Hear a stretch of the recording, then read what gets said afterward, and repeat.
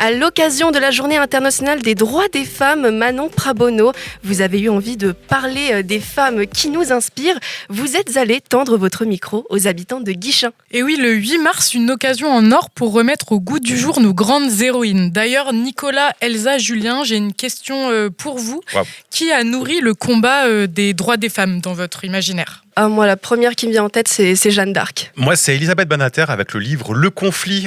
C'est là où elle fait le lien entre la femme et son enfant et la vraie vie de femme, en fait. Et moi, Nicolas j'aurais dit Serena Williams pour tout ce qu'elle représente en tant que sportive et aussi ses luttes pour le sport féminin et notamment aussi le racisme, contre le racisme. Eh bien, ce matin, justement, je suis allée faire un micro-trottoir auprès des habitantes de Guichen pour connaître leurs héroïnes.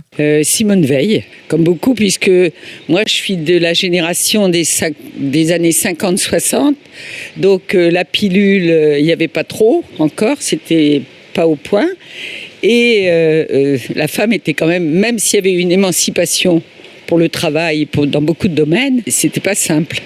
En ce moment, ce serait Gisèle Bellico, ouais. Pour son combat, je trouve qu'elle est vraiment inspirante et puis elle ouvre la voie, je pense, à toutes les violences faites aux femmes. Mais voilà, c'est à elle que je pense aujourd'hui.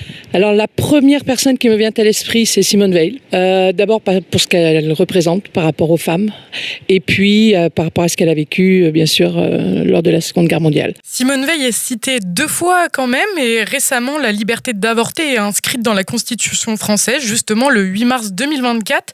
J'ai demandé aux Guichenaises ce qu'elles pensaient de cette journée. Oui, parce que les femmes doivent toujours se battre, même au niveau de son couple. Il faut toujours garder sa place, même si on a eu une activité professionnelle. Dans mon cas, une fois à la retraite, il faut reprendre sa place parce que les anciennes habitudes reviennent vite.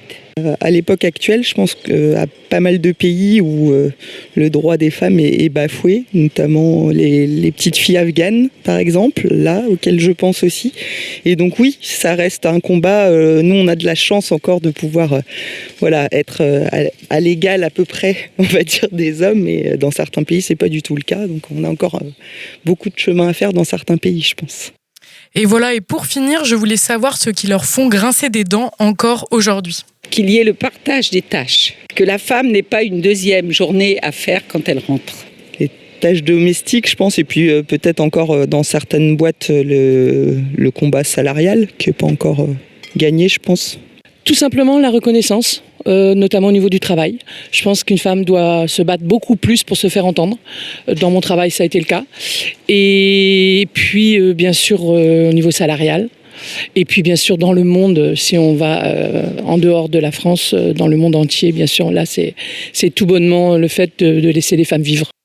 Eh bien, le combat continue en tant que femme. Merci Manon Prabono.